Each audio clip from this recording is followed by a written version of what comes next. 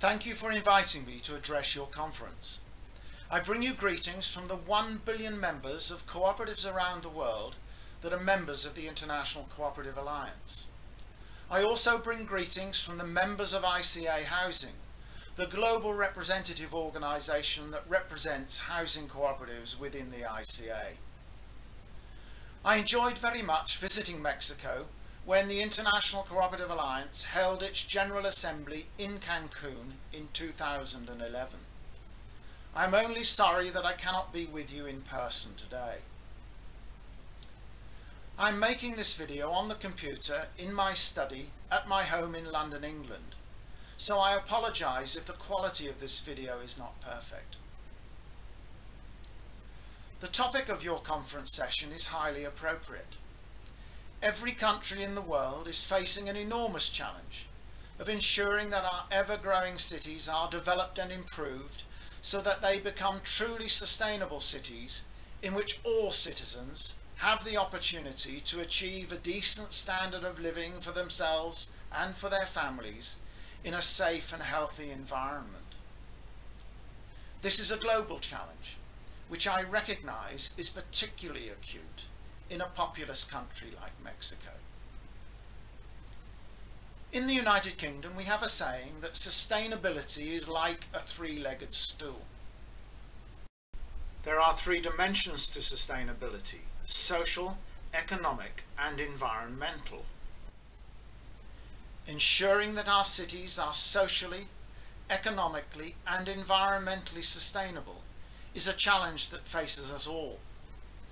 It is a challenge that we have a responsibility to live up to for the sake of our children, for our grandchildren, and to preserve this beautiful planet on which we have the privilege to live. Cooperatives have a unique contribution to make to the development of sustainable cities. Encouraging their development is an essential part of any strategy for the promotion of the development of sustainable urban settlements. A flourishing cooperative sector in housing and the rest of the economy is particularly important to the urban poor as a means of mitigating the excesses of free markets, what we in the UK call the excesses of cowboy capitalism, and ensuring that the majority of ordinary men and women and their families can have and maintain a decent standard of living. Sustainable settlements have always been at the heart of the cooperative movement. Robert Owen, the founding philosopher of our cooperative principles and values which still guide us today, was appalled by the working and living conditions of the urban poor in cities of the Industrial Revolution in England in the early 1800s. That stimulated his social thought and led him to develop his philosophy of cooperation. He sought to put his cooperative philosophy into practice by establishing villages of cooperation where people could live in harmony in an economically productive community that met all their social needs in a clean and healthy environment. The first of these villages of cooperation was set up in New Lanark in Scotland. It is now preserved as a United Nations World Heritage Site because of its importance in the early development of the cooperative movement and progressive social and economic thought. Today, again, as the United Nations has recognised, if you include the dependents of the 1 billion cooperative members that are members of the ICA, if you include also the 100 million employees and their families, cooperatives contribute directly to improve the standards of living of half the world's population. Housing cooperatives have, from the earliest beginnings of their development in late 19th century Europe, been concerned with social, economic and environmental sustainability. In the UK and internationally, the cooperative movement has been closely linked with sustainable urban planning. The UK's Town and Country Planning Association, which promotes best practice in town and country planning principles and design, began its life as the Garden Cities Association, promoting the development of garden cities, in which land and housing was to be cooperatively owned for the benefit of all. The aim of the Garden Cities movement was to develop cities that were, as the name suggests, attractive places to live and were socially, environmentally and economically sustainable. That legacy remains. Letchworth Garden City, just 40 miles north of London, began to be developed in 1903. Letchworth remains one of the best examples of urban planning in the UK today. The Garden City principles have had a global impact. One of the best examples of sustainable city planning is Freiburg in southwest Germany. Led by Professor Wolf Dasserking for over 25 years, the city's director of planning, Freiburg has become an exemplar of how to develop a sustainable city in which cooperative and community-led housing are an integral part. Copies of the Freiburg Charter for Sustainable Urbanism can be downloaded from the following website address: www.academyofurbanism.co.uk/Freiburg Charter.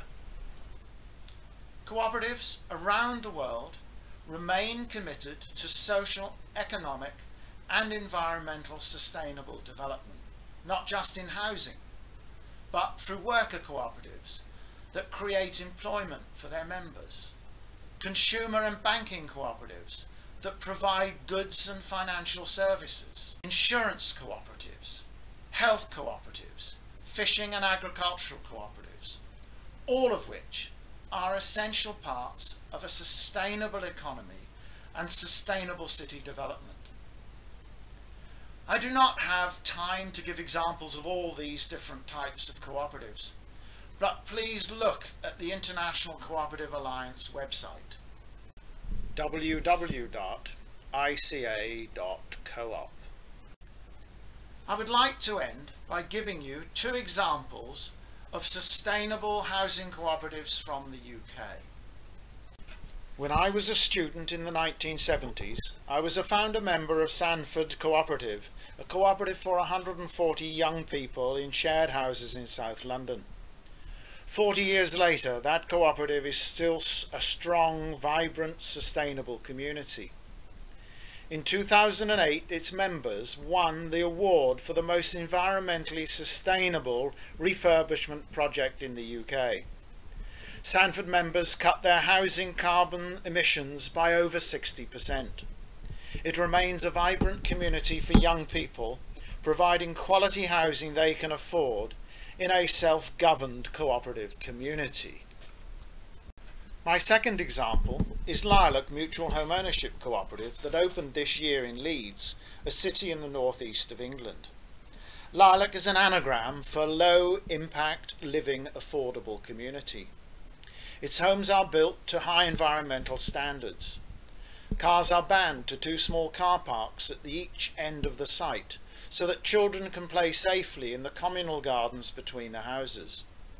The members who developed it did so because they wished to live in a mutually supportive, sustainable community in which both rich and poorer households can afford to live. Instead of owning their homes individually, members own equity shares in the value of the portfolio of properties owned by the cooperative. High earners finance more shares than members on low incomes. But none of this can be achieved without the support of politicians who have the wisdom and vision to see the important contribution cooperatives, in all their forms, can make to the creation of sustainable cities.